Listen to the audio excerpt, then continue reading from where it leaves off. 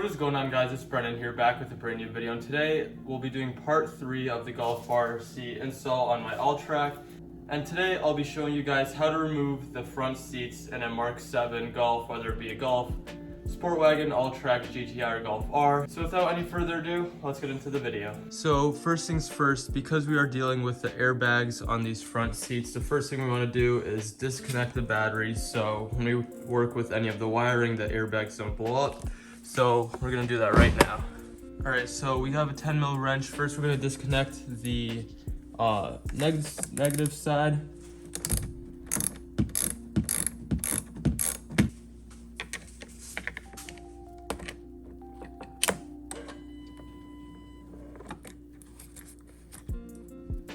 And then once you do the negative side, we'll move on to the positive side.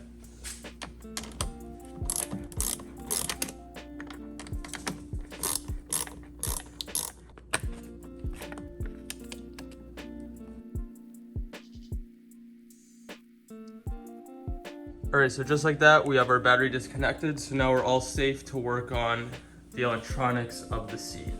Now we're just gonna let the car sit for a little bit, make sure all the electronics sort of settle without the battery being connected. And while we do that, we'll start by opening up the tools that we need for this process.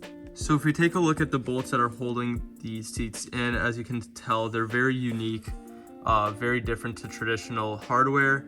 So basically what this is, it's called an M10 triple squared bolt.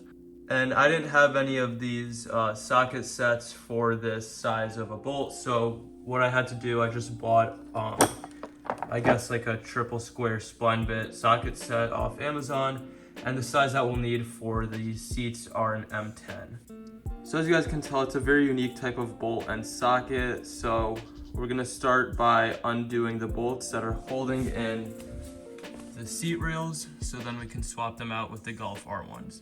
All right, excuse the mess. So the first thing we're gonna do, we're gonna remove that M10 bolt right there, and then the other one on the other side right there. And once we do that, we'll come around to the rear, push the seat forward, and there's one more bolt there and one more bolt there. And once you do that, technically the seat should be able to pop right out. And then once I'm under there and get the seat out, I'm just gonna completely clean and vacuum this entire car, because clearly there's just like a lot of mud from the off-roading videos and just a lot of New England dirt and grime in there. So I'll be doing that right now, and I'll update you guys once I finish with that. So once you get those two front ones out, as you can see, there's another one right there and another one right there. So we'll get those out, and then technically all we have to do now is just undo the wiring and pull the seat out. All right, as you guys can see, I got all the bolts out. I'm just gonna keep them organized in like the same sort of order I took them out in. So like that's like the front left, front right, back left, back right. So those bolts are out, and as you guys can see, the seat is pretty loose. So next thing I have to do, I believe, is go underneath here. I'm gonna gently like push the seat back and then see if I can disconnect the wiring, which is right around like under here. There's a little flap that can come up, and the connector should be right under the carpet. So next up, you're gonna lean the seat backwards a little bit. Just be gentle so you're not putting too much tension on the wiring harness right here. But once you do that, I'm using a website for them, and it's a little bit different in their car. They have a MK7, I have a MK7.5. So at least on my car, so this is a driver's side. Right under here, there's a little clip. It looks just like this. That's holding down this piece of carpet right here that will give us access to the wiring harness. So I would highly recommend getting one of these like trim removal tools. I bought like this kit off Amazon for like $7, and it has like 5 other tools in it. So you just want to like pry this underneath, push it up. It's pretty tight in there, but once you get it out, it looks like this. So once you do that, we should be able to lift up this area of the carpet, which will give us access to the wiring harness connections underneath this insulation right here. So as I mentioned earlier, as you can see, we lift up the carpet, and here are the connectors. I believe like the red one is just like the power controls, and the yellow one is the airbag or whatever. It is important to note though, especially if you have like the base model, I have the S with like the half power seats here and then half manual. The connectors are going to be different for the base model seats compared to like something like the Golf R seats like I have. So if you are doing this process, make sure you look ahead of time what kind of connectors you have underneath. You can basically sort of just like look around here, there's a little bit of a hole, and you can sort of like stick a phone camera in there or whatever, and you'll be able to like just tell the colors, because there's basically two sets of colors. You either have like the red connector or the black connector. And based off of that, I'll put the link in the description, but there is a guy who is an Alltrack owner who does make adapters for these seats, and I purchased it myself. And that will be a part of the next video, which will be where I'm installing the seats. So if you're interested in that, make sure you stay tuned for that. But basically all we have to do now is just disconnect these wires, and then we'll move on with removing the seat. All right, so just like that, we got the wiring harness out. So as you can tell, this red one, to remove it from the spot down there. So the red one is just like one of those push tabs. You just have to push down here on the top. There's like that button there. You push it, pull it out. This one's okay.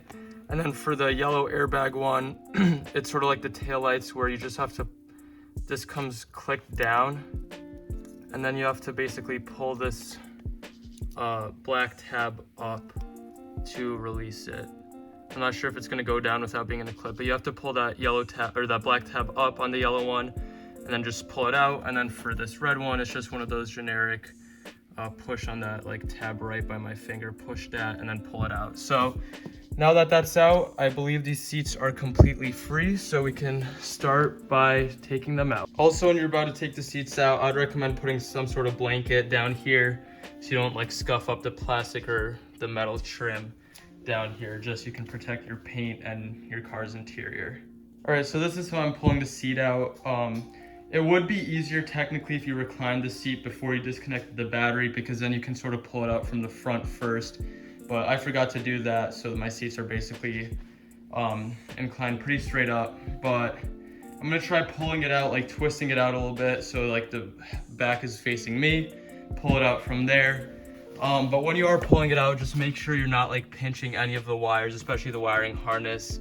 I have like these stupid like eBay ambient lighting things that I have to take off, but make sure you get all your stuff disconnected, and then you can safely remove your seat once you disconnect the wiring harness and remove those 4 bolts. All right, so just like that, we no longer have a driver's seat. So just like a quick recap, you have your bolt there, another bolt there, another one there, and then you have your carpet holding clip in there. Once you do that, you pull this up, pull this insulation up, and you have your clips for your wiring. So these will vary depending on what year and model Mark 7 you have, but basically, so on my 2019 Alltrack S, I have this red one for power functions, yellow one for airbags, and that's it. And then you pull those out, and then I actually had a clip right there that I forgot to record, but you just pull that out with the same tool that you pulled this carpet clip out. And once you do that, like I said, I would put like a towel or something, maybe a blanket if you have an old one you don't need, put it along the door sill, and then rotate the seat out, pull it out, and then you're all set. So I am going to repeat the process on the passenger side. It should be the same. If there's anything different, I'll update you guys. But I'm going to start by vacuuming out and detailing this whole area now that I have the seats out, just because it's convenient and I want the car to be nice and clean with the new Golf R seats. And once I do that, I'll repeat the process on the passenger side, and I'll update you guys once I finish that. So for the passenger, it's the same thing. You have the same bolts, 2 front, 2 back. Although I will say it's sort of weird on the backs, or on the passenger side, the back bolts worked better with an M9 triple squared, not an M10. Like one of them seemed like it would have stripped if I used a 10. So like I said earlier in the video, I just recommend having like a whole tool set with M's. Like I think I paid like $17 for a kit of all the triple squared ones. So same process on this side. We got this out. Then we have this clip right there that we're just gonna use that trim tool for to pry out. We're gonna lift up the carpet and repeat the process like we did over on the driver's side. All right, so as you guys can see, we got both seats out. Like I said earlier, I just have to clean out this stuff, vacuum it all up, give it a good detail now that the seats are out. But that pretty much sums up this video of removing the seats in a Mark 7 Golf or Golf Sportwagen, Alltrack, whatever Mark 7 you're talking about. So if you enjoyed this video, thank you so much for watching. Drop a like and subscribe, and stay tuned for the next part where we'll be installing the Golf R seats into this Alltrack. Thank you so much for watching. I'll catch you guys in the next one.